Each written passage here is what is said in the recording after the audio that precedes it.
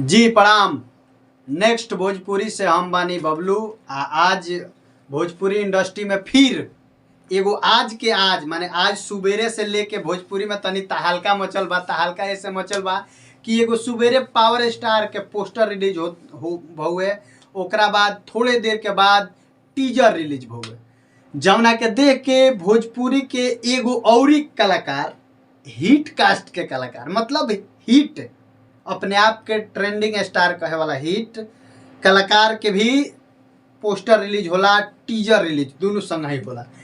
यही पर हम आज भैया से बात करब कि भैया के में का माना उनका लोग के का सोच के ई करत लोग।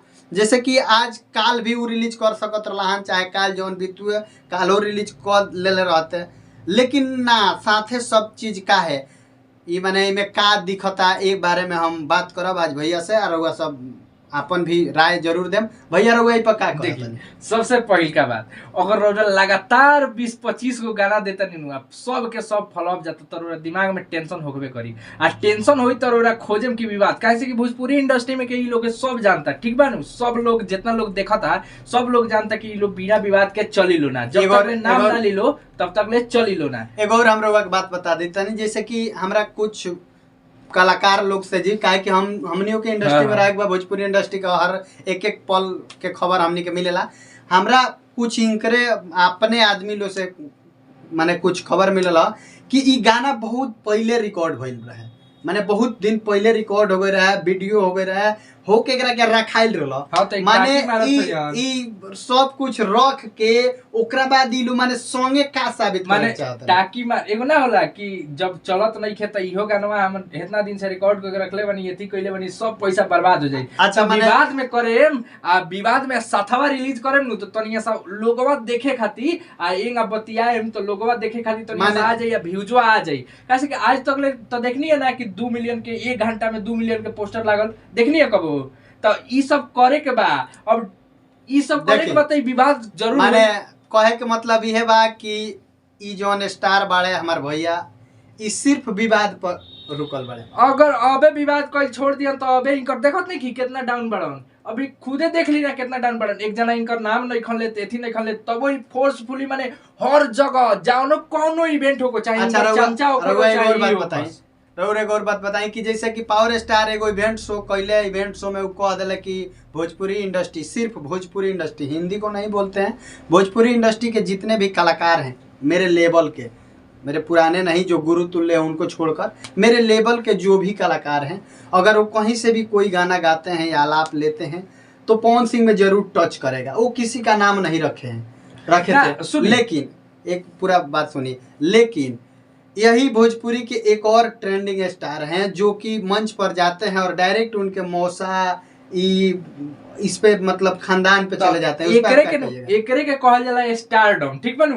अब घंटा स्टारडम मिल गइल बा ना, अंदर कुछ समझ नहीं के, बस कैमरा आवेला तो संस्कार है थी के बात करनी। मान ली कह देलन भोजपुरी के वरिष्ठ कलाकार बड़न, तहारा से सीनियर बड़न, तू उनकर इज्जत करता, एथी के नतमस्तक होके कहता कि हाँ हो सकता कि हम जाता नहीं, एथी करता नहीं, सुर के बादशाह बड़ने बेरा उ, ठीक बा? तो माने इज्जत अगर तारा मन में रही, संस्कार तारा मन में रही तो तू अच्छा कहले रहता। अब तू जाके एथी खानी बलबल करत रह अपना आप के सुपरस्टार, कहल सही बात। अच्छा एगो और गीतकार बड़न जे कि जेकरा के मतलब गीतकार हम ना मानिले, उनकरा के पूरा भोजपुरी इंडस्ट्री चोर के नाम से मानेला कि गाना इधर से इधर कह के आ गावेले। उनकर एक दिन लाइव देखनी, जब ना लाइव में तुम तड़ाक करके पावर स्टार पवन सिंह के मतलब बात करत रहे, वो बात पर हुआ का कहना बस इतने कहे के भाई लो जवना लेवल पर बालू न, जवना एथी के औकात बा, जवना मानसिकता के लोग बा इहे करी, ठीक बा? अब एकरा बारे में ज्यादा बोलला से हिंकरा देखी हमनियों के अगर इनकरा बारे में बोल दिए तो इनकरा पब्लिसिटी मिल जाई, ठीक बा? तो वही से इनकर ज्यादा बात ना करे के। अब जे भाई लाइव आके खुद कहो कि भैया हमरा के हई दे दो, अच्छा एक और बात बताई, कलाकार के मन ना हो खोआ, उनका से जबरदस्ती लाइव में कहवा दे, ओकरा बारे में रोरा का कहे आ तुम तड़ाक ना करी तो एथी ना करी तो का चली ए बात पर हम चर्चा ना करब। हम एगो बात बताई कि पावर स्टार के जौन एल्बम आइल बा, वो मतलब टीजर आइल बा, वो एल्बम के नाम बावे ओढ़नी हटा के मतलब रहुआ का अनुमान बा जे टाइप के गाना हो सकता देखी सबसे सबसे पहिल का बात कि एगो रोमांटिक लव टाइप के गाना हो सकेला। जान तरीका है कैसे कि मान लीजिए कि लड़की है जो कोचिंग जा रही है, अब लड़का उसका दीवाना है तो उसके पीछे पीछे, जैसे कि टीजर में भी फरमाने की कोशिश किया गया है, ठीक है। तो लड़का उसके पीछे पीछे जा रहा है और इसे कह रहा है कि ओढ़नी हटा के जान ले बुका, माने वो मना करता है जो तुम ओढ़नी मत हटाया करो नहीं तो मैं दीवाना हूँ, मेरी जान लोगी। एथी करबू का माने ए टाइप के एगो रोमांटिक एथी टाइप के कह सकत है, ठीक बा।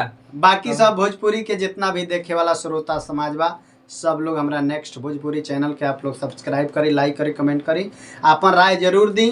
बाकी रहुआ सब देखते बानी भोजपुरी इंडस्ट्री में पावर स्टार पवन सिंह के जब जब गाना रिलीज होला तब तब विवाद करे के कोशिश कईल जाला, लेकिन वो लेवल तक ले ना केहू पहुँचल बा, ना पहुँची।